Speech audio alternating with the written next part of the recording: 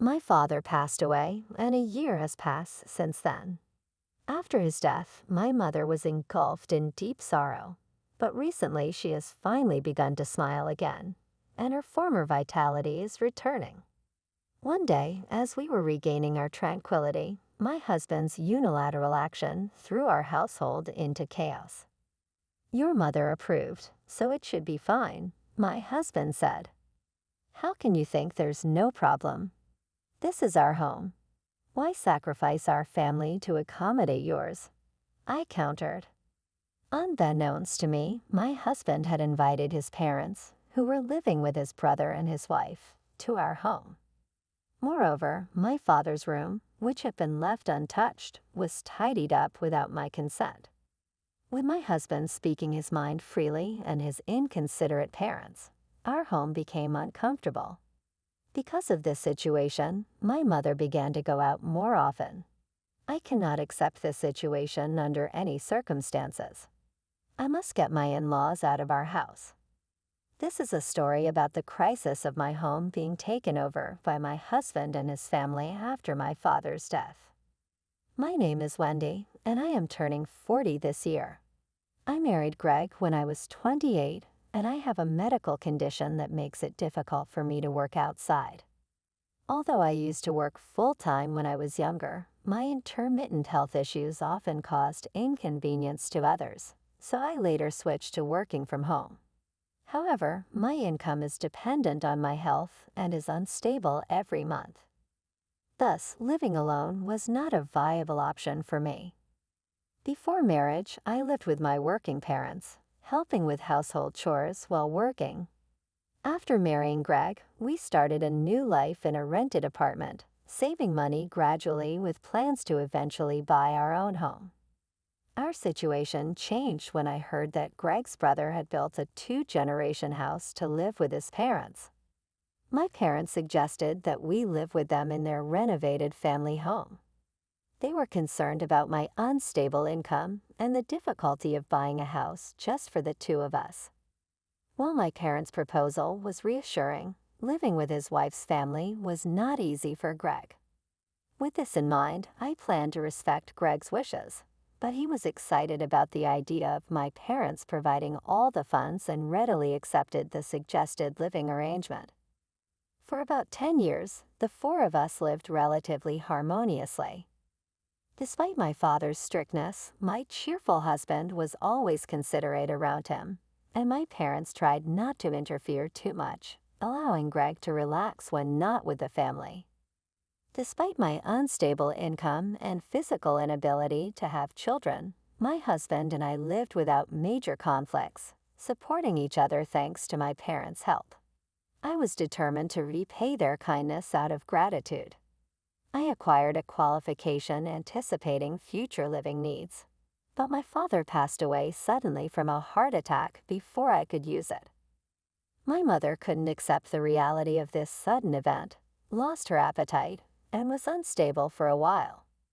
During that time, I focused on supporting my mother, but Greg's behavior began to change. After the renovation was carried out 10 years ago, our family home changed from 2 stories to 3.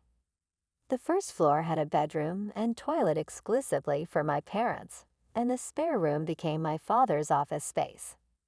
The second floor housed the kitchen, laundry space, and bathroom shared by the whole family, but the living space next to the kitchen was mainly used by my parents.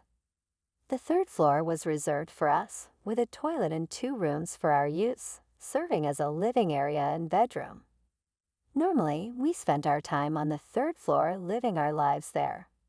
However, after my father's death, Greg started spending time on the 2nd floor for some reason. "Why are you watching TV here?" "This is my mom's area," I reminded him repeatedly. "If your mother comes, I'll move. She's not here now, so it's fine to use it," he retorted and continued to occupy the space. He began to relax in the 2nd floor living room daily, occasionally drinking and falling asleep there.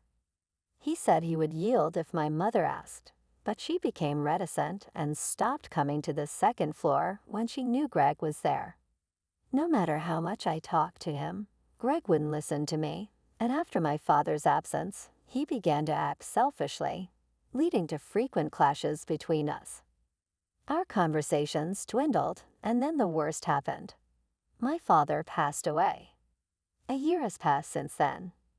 Immediately after my father's death, my mother was engulfed in deep sorrow. But recently she has finally begun to smile again, and her former vitality is returning. One night, when my mother and I returned from shopping, we found the storeroom on the first floor wide open. All the belongings from my father's study had disappeared. In their place were an unfamiliar old chest of drawers, a bed, and mountains of cardboard boxes. To investigate the reason behind these changes, I rushed to the living room on the second floor, where Greg, my mother-in-law, and my father-in-law were present. My father-in-law was drinking with Greg. I called Greg out to the hallway to ask him what was going on. My mom isn't getting along with my brother's wife, so I had no choice but to invite them here. I decided to let them use the storeroom, he said, more self-centered than usual. Why didn't you tell me? I demanded. We haven't been talking much lately, and if we did, it would just start a fight, he replied, justifying his lack of consultation. Where are my dad's belongings? You didn't throw them away, did you? Yes, I threw them away. They were just in the way, he said. Without a word to us, Greg had disposed of my father's items. I couldn't hide my anger at his actions and yelled loud enough for my in-laws and mother to hear. Tell them to leave immediately, okay? Bring back everything you threw away, all right. Despite my anger, Greg responded calmly, nodding, but unlikely to take any action. Whenever a fight broke out, he would just say something to settle things. Listen to me, please, Wendy, I raised my voice in frustration.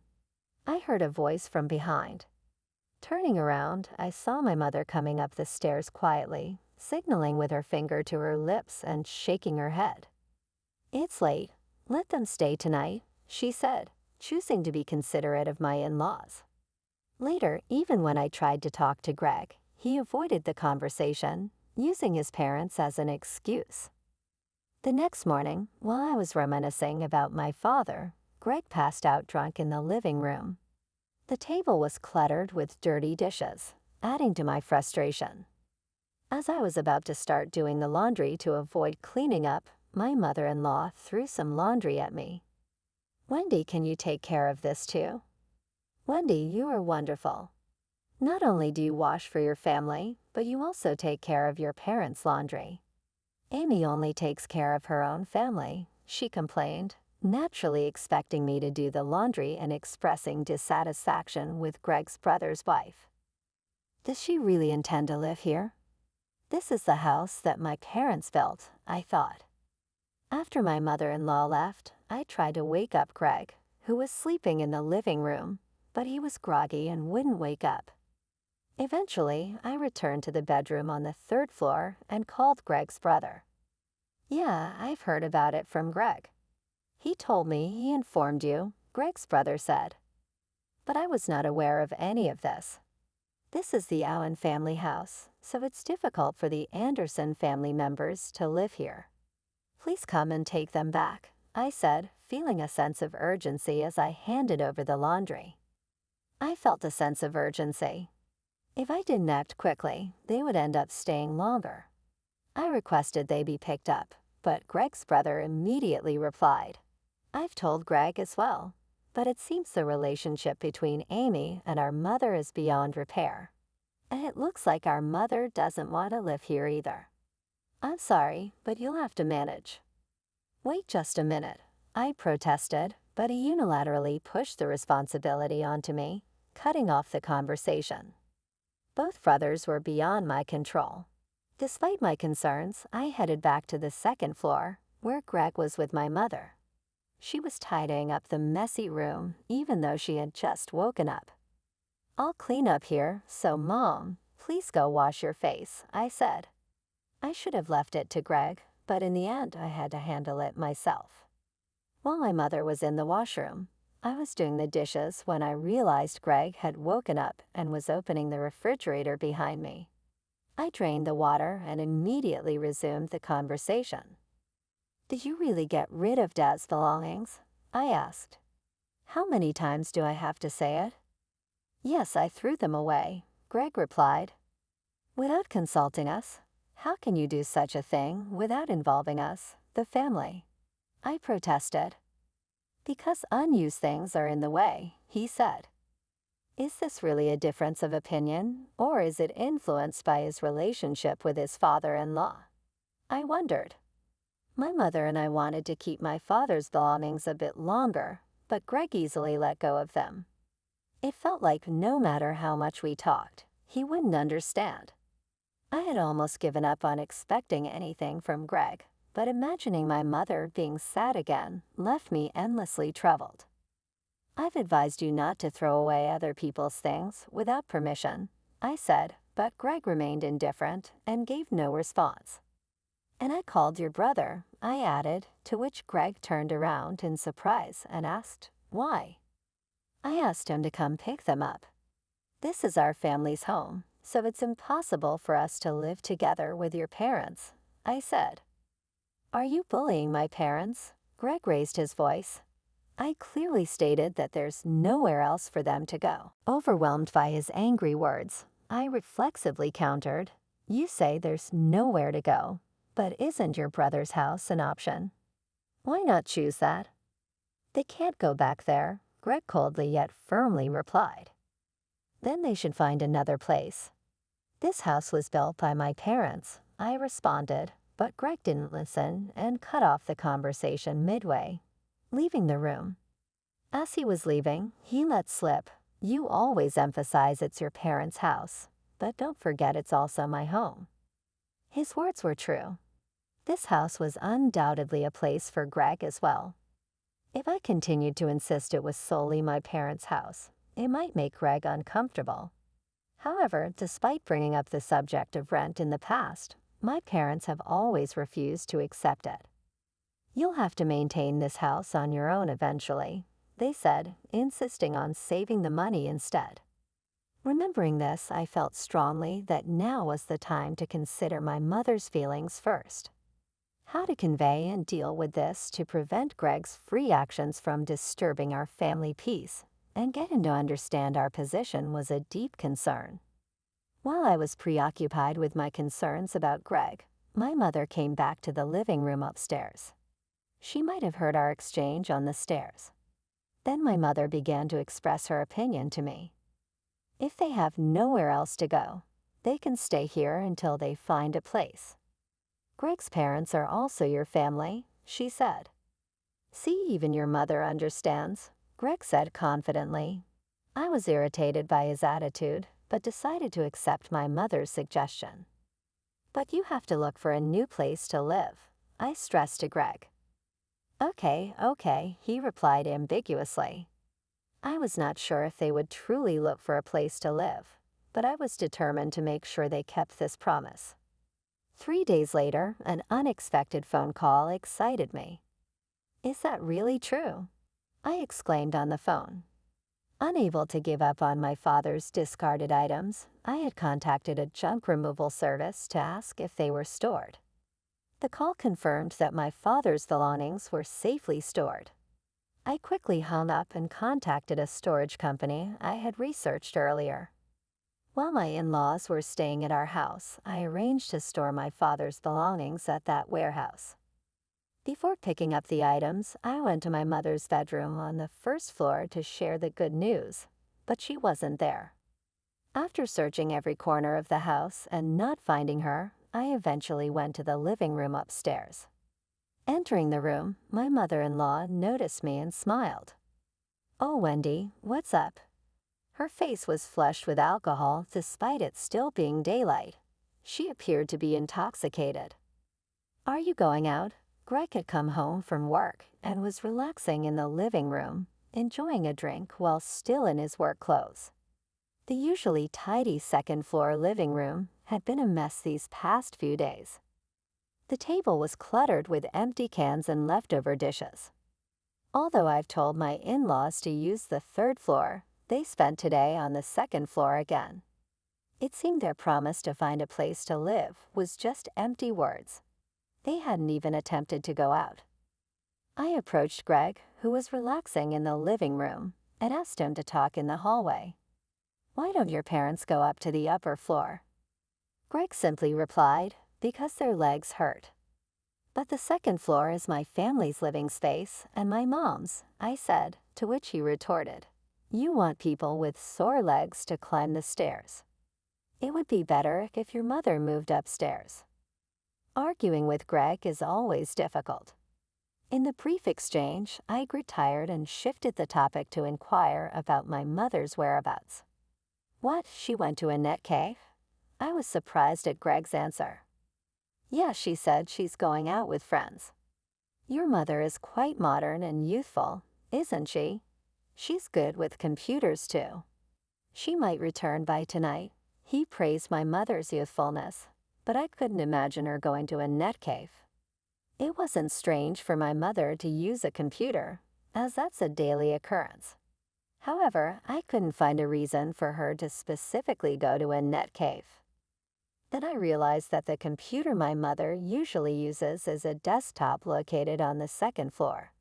Since it's not a laptop, it can't be carried around. "Can't we really give the second floor room to my mom?" I implored Greg again. "The second floor has important family items for my mother and the computer she uses daily. There's no TV in the first floor bedroom to entertain her, and she must be at a loss for how to spend her time." Greg answered in an annoyed manner, "My parents are here because they have sore legs. Your mother understands, so there shouldn't be a problem." But I countered, "How can you say there's no problem? This is the Owen family's house. Why should my mom be displaced while your parents relax here?" Greg seemed unable to understand my feelings. "My mother went to the net cave because she undoubtedly felt she had lost her place in this house. The excuse of going out with friends was likely just that, an excuse." I internally surmised that my mother said that out of consideration for Greg, but he seemed to take her words at face value. "You always think only of your own parents. My parents aren't familiar with this area. They can't easily meet their friends. Your mother has friends nearby, so it's good for her to go out during the day. Or she can just go to the third floor," he shouted in anger. Facing Greg's unprecedented rage, I was at a loss for words and felt my feelings for him cooling rapidly. Even in the face of his anger, I remained surprisingly calm, realizing that living together with him was no longer possible. Unable to respond, I could only leave the house. Before going out to pick up the items, I visited the city hall. In the evening, I went to my mother's room on the first floor and handed her the key to the rented storage after her bath. "Keep this key for now and store things here when necessary. Eventually, we'll move Dad's items back to the storeroom," I told her. My mother listened quietly, placing a gentle hand on my shoulder in encouragement. "Wendy, you shouldn't mistreat his parents. I don't know when I'll leave this world, and after I'm gone, you'll only have them as family. You're not strong yourself, and you might need their support in the future," she said with a calm smile. But I could only shake my head. After my father's death, I was deeply disappointed in Greg's behavior, and my desire to sever ties with the inconsiderate in-laws grew stronger day by day. I took out a document I had received at the city hall from my bag and spoke with determination. "I'm considering a divorce." When I told this to my mother, she quietly yet carefully observed the divorce papers. After a few minutes of silence, my mother sighed and started a new conversation. "Your father never took a single penny from you. What he wanted was for you to save for the future. But that wasn't the only reason." This was the first time I had heard such a story. My mother whispered to me, careful not to let her voice leak outside the room. "After we're gone, we want you who are physically weak to be able to stand up to Greg on equal footing. It's best if you can get along, but life is unpredictable. Even if you divorce, we made sure this house would be yours. Having your own home means you can survive, right? You can manage with the government's support and your income. My mother smiled warmly, then her expression suddenly turned serious. So, divorce, huh? She said while picking up her smartphone. I had heard a faint vibrating sound since we were talking about the storage, and it grew louder when she held her phone. Looking at the screen, she tilted her head, observing the continuous notifications from the same social media app. As I tried to comprehend what was happening, my mother, looking pleased, said, "We've become a topic of conversation." A few days later in the morning, I handed the divorce papers to Greg. "So, you want a divorce if things don't go your way?" "That's fine. Let's divorce, but I'll sell this house," Greg declared, snatching the divorce papers from me. However, him selling this house was impossible because it's in my name. The house, initially in my mother's name, had been transferred to me, considering the future. If I hadn't married you, I could have had children. His insult no longer affected me, knowing the situation Greg would face. "Don't regret this," I told Greg calmly as he mishandled his things and sulked. Just then, the intercom rang. Knowing my mother was at the entrance, I didn't respond and left to do laundry. "Please come this way," I heard my mother's cheerful voice and the footsteps of several workers coming up from below. Greg must have gone down to the first floor to see what was happening. Soon I heard Greg's frantic voice and my in-laws shouting. My mother had arranged for movers to transfer my in-laws' belongings to my brother-in-law's house. "What are you doing, Mother? Why are you doing this without asking?" Greg protested. My mother, as if waiting for this moment, cut off Greg's protest with a firm reply. "You did things your way, didn't you?" When Greg threw away my father's belongings, my mother, thinking about my future after she was gone, chose not to say anything. "If you're going to divorce, there's no need to endure anymore," my mother declared and decided to swiftly evict my in-laws from the house. While Greg tried to stop the movers, he received a call. Now on the phone with his smartphone pressed to his ear, he hurriedly turned on the TV. The call seemed to be from a friend, judging by the conversation. The TV showed a morning program reporting news based on information from social media. "What is this about us?" Greg was shocked to see our house's photo on TV. I never imagined my mother had been venting her frustrations on social media. I remembered the night I talked about divorce a few days ago. "We've become a topic of conversation." She showed me the screen of the app now featured on the TV. "My daughter's husband is causing trouble. We might lose our house." My mother's post, starting with this statement, garnered many likes and retweets, eventually attracting a major newspaper's request for an interview. Although my mother had no intention of giving an interview, she replied and cooperated when she learned of my decision to divorce. As I watched our house on TV, my mother whispered beside me, "Now Greg won't be able to stay here anymore." Her face was full of vitality. I watched Greg, who was panicking about the workplace, finding out, with a cold gaze. The power of the media often exceeds expectations, spreading information rapidly and prompting people to investigate everything from the homeowner to the exact location. This wave of reporting could lead to unforeseen outcomes. Our family's experience is just one example. Later, photos of Greg, my in-laws, and our family were published online, bringing significant changes to our lives.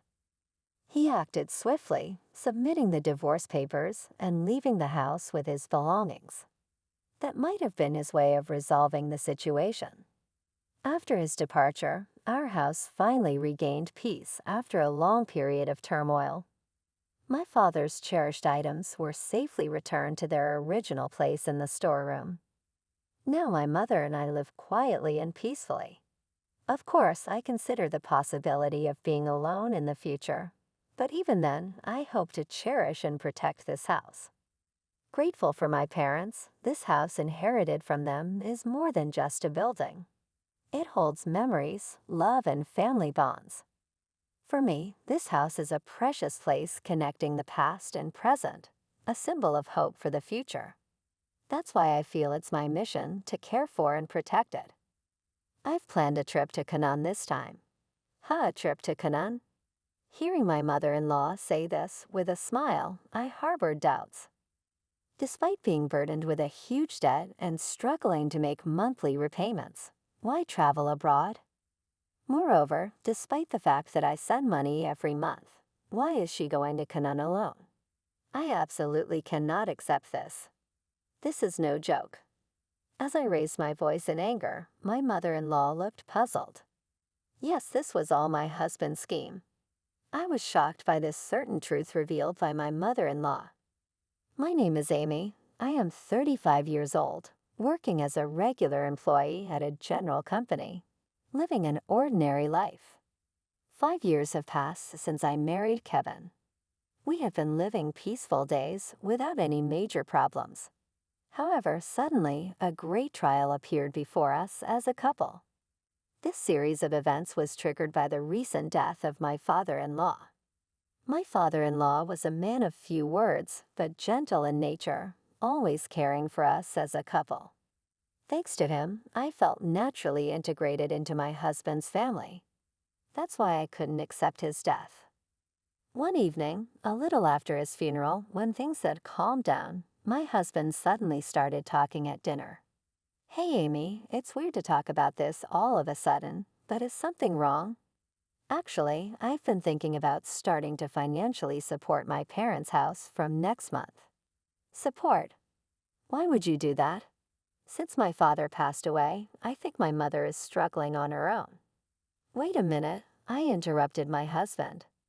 Your father's passing is sad, but your sister is living in your parents' house, right? Yes, that's right, but my husband has a sister living at home. She works for a prestigious company and earns much more than my husband. My father-in-law had also worked for a well-known company until his retirement. The retirement money should be with my mother-in-law. On the other hand, we as a couple work for small to medium-sized companies. Our income is probably lower than the average for our age group. In such a situation, I couldn't understand why we needed to send money to my mother-in-law. Kevin, I don't think your mother and sister are struggling with money, so why send money? When I asked this, an unbelievable answer came back. Actually, it seems rich on the surface, but my mom has a considerable amount of debt. What? My mother-in-law has such a huge debt. Yes, it's hard to believe, but it's true. But for some reason, she hasn't told my sister about the debt at all. That's why I brought up this idea to somehow help her. But what about your father's retirement money? Actually, it seems that most of it went to his hospital bills, surgery costs, and funeral expenses. So now my mom is really in a tough financial situation. That's a really difficult situation. Yes, it is. That's why I know I'm asking a lot, but I really want to help her. Seeing him bow his head deeply, I was torn. My mother-in-law had helped us as a couple many times before. While I was looking for my current job, she actively took over all the household chores and often came to cook dinner. Moreover, when my husband changed jobs and we were short of living expenses, she secretly gave him money. I was always full of gratitude for her kindness, and every time I thanked her, she returned with polite words of gratitude. Thanks to her support, we had overcome many difficulties. Now that she was in trouble, I couldn't just overlook it. Considering the favors we had received so far, I strongly felt the desire to help her. With those feelings after a little hesitation, I eventually agreed to my husband's proposal. From that day, to support my mother-in-law financially, we became stricter about saving. We were not living luxuriously in the first place, but still, we simplified our meals even more and switched to cheaper items for daily use. My husband started working late every day and came home late at night more often. Then an incident occurred during these days. Perhaps due to accumulated fatigue, I developed a fever and fell. When I was preparing to go to the hospital after calling in sick to work, my husband said, "Wait a minute, are you really going to the hospital?" "Yes, I am." "Just a fever, isn't it?" "There's no need to go to the hospital for a mild fever, especially when we need to save money." I was surprised by his words, but managed to argue back. "But what if it's a viral fever like the flu? We have fever reducers at home, right? Just take those and rest. You'll get better.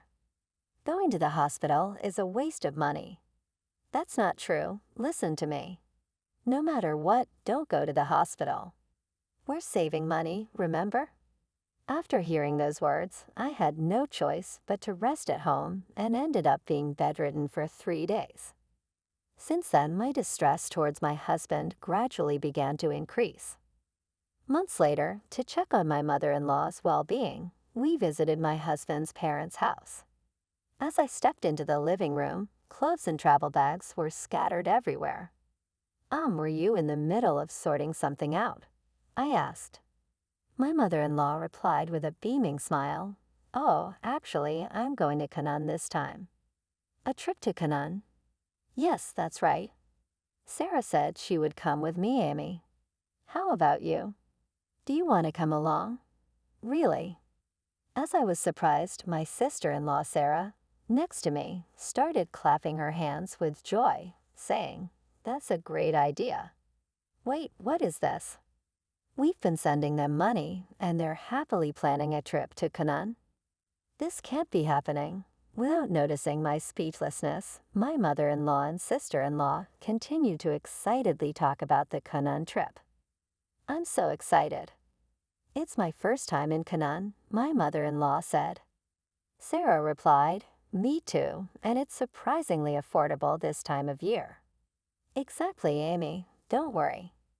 If you can come with us, we'll cover the travel expenses," my mother-in-law continued. "Really? We've been so grateful to you ever since Gavin got married," added Sarah, unaware of my feelings. They were engrossed in their conversation. Finally reaching my limit, I confronted my smiling mother-in-law and sister-in-law, who were inviting me on the trip. "Stop joking. A trip abroad? What are you really thinking?" I raised my voice.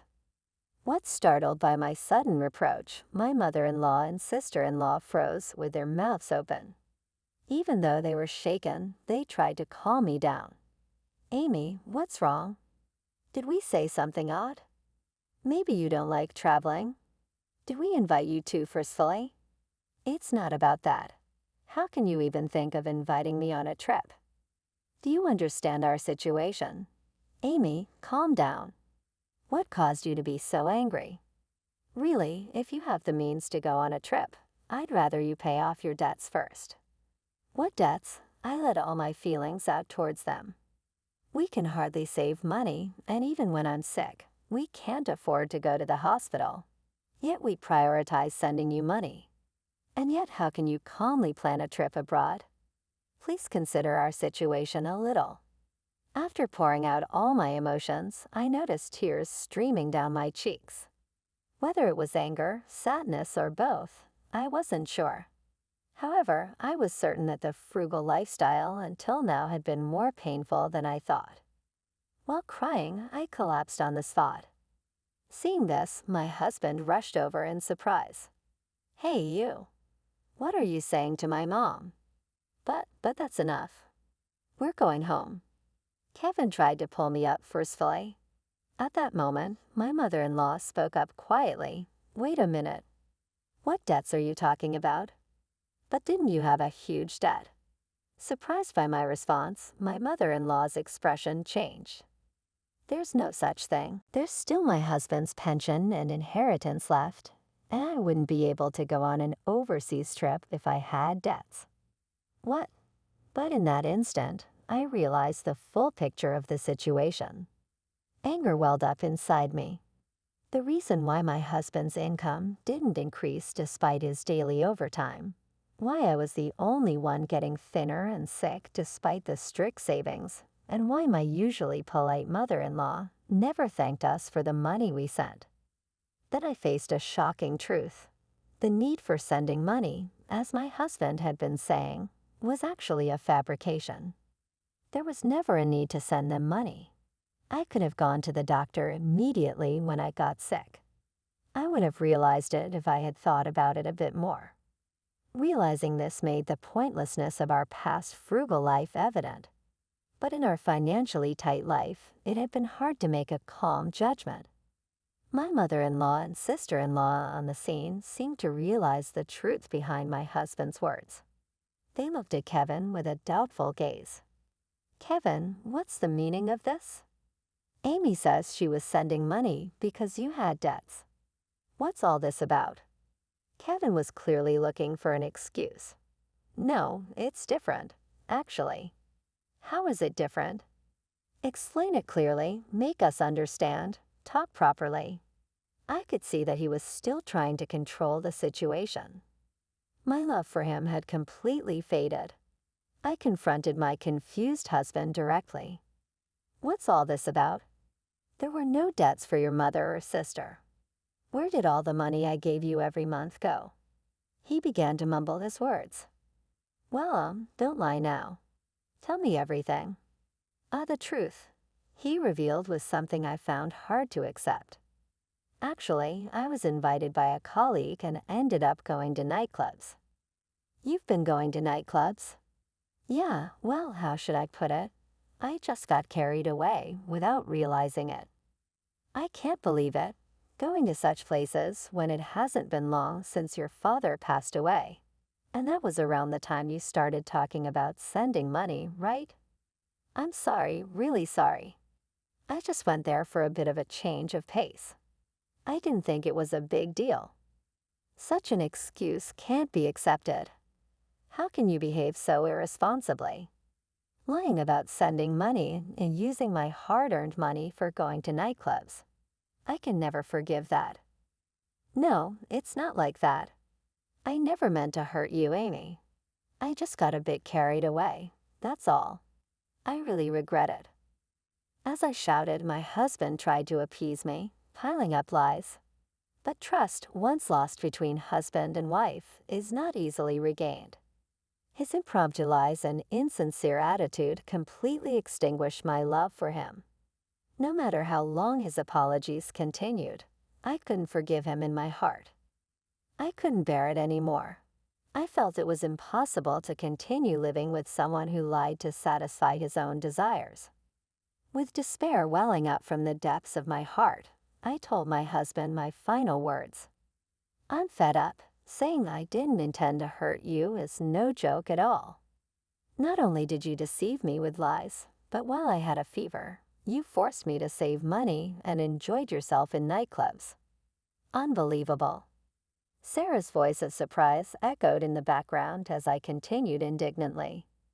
"I've been saving hard for your dear mother, food, daily necessities, clothing. I've been enduring it all. Do you understand that effort? I can't even think of you as family anymore. Such a scumbag should just go to hell." "Just wait, I only went to nightclubs. Just that. The drinks you enjoyed with the money saved while I was sick must have tasted great." "No, it was for work." "I don't want to hear it anymore. I'm leaving." "Wait, Amy, please. I need you." "What now?" "Have as much fun as you want in the nightclubs and see how it feels." "Don't say that. By the way, I want all the money I gave you as support back." "Make sure you pay it all back." Realizing the situation, my mother-in-law and sister-in-law hastily showed a posture of apology. "Amy, I'm really sorry. I can't believe my foolish son did such a thing. It's truly shameful. Because of my thoughtless brother." "Mother Sarah, please don't apologize. It's not your fault." "No, we have a responsibility too. We want to make amends somehow." "Amy, I'm so sorry too. My brother has caused such trouble." "Don't worry about it, but I've decided to divorce." "I'm truly grateful to both of you, but please let me say goodbye." They nodded while shedding tears. "Mother Sarah, thank you for everything until now." At that moment, my husband called out to me with a pained voice. He knelt on the spot and continued to make excuses. Amy, please forgive me. I really regret what I've done until now. Before I could react, Sarah moved first and slapped my husband across the face. As he stood there, stunned with a swollen cheek, Sarah looked down at him and said, "I can't believe you would do something so terrible. How much more did you need to torment Amy?" Lying to Amy to take the money meant for supporting the family, not allowing her to go to the hospital. And on top of that, spending that money at nightclubs. How can you be so heartless? I'm ashamed to be your sister. Wait, just hear me out. What's the point now? The fact that you've been forcing Amy to save and suffer for these past few months is true, isn't it? Mom and I will never forgive you. Never associate with us again, do you understand? Don't ever show your face to us again. My sister-in-law, holding back tears, fiercely dragged my husband out and threw him outside. She locked the door and cut off all communication with my husband. No matter how much he pleaded at the entrance, the door was not opened. Amy, I'm really sorry. There's not much I can say now, but forget about that man and find happiness. With those words, I was hugged tightly by my sister-in-law. After expressing my gratitude, I left my in-laws' house. Then I moved out of the house where I lived with my husband and found a new place near my workplace. Since I was already employed permanently, I didn't face much difficulty in living. Even after the divorce, I consulted a lawyer I knew to proceed with the divorce. It was clear that my husband was at fault, and the divorce was quickly finalized. I claimed the money he fraudulently took from me as support and the resulting compensation. I made sure to collect the maximum amount. He ended up having to pay the compensation in a lump sum and is now living days incomparably harder than before. I hear he is consumed with endless overtime and working through the night. Naturally, he no longer has time to frequent the nightclubs he used to enjoy. Now he's just an existence who works. After the divorce, I received several messages from my ex-husband. I was wrong. Forgive me. I'm not going to nightclubs anymore. I don't want to get back together. I'm just really in trouble. Can you lend me some money, please? You're the only one I can rely on. In the end, it's all about money. I feel nothing but pity for him. Now that all the payments are finished, I'm thinking of blocking his contact. Meanwhile, I still keep in touch with my mother-in-law and sister-in-law. They worry about me and have been in regular contact even after the divorce. Just the other day, seeing me having regained my spirits, my mother-in-law showed tears. Amy, I'm so happy to see you doing well. Mother, don't worry about me. I can live on my own strength. I always thought you'd be okay, Amy. But remember, you can always rely on me and Sarah if you need anything. Thank you so much. Let's go to Canaan together next time, just the three of us. Of course, I'm looking forward to it. If it weren't for the support of my mother-in-law and sister-in-law, I couldn't have overcome the trial of divorce. Since they always wish for my happiness, I vow to live my life with all my strength.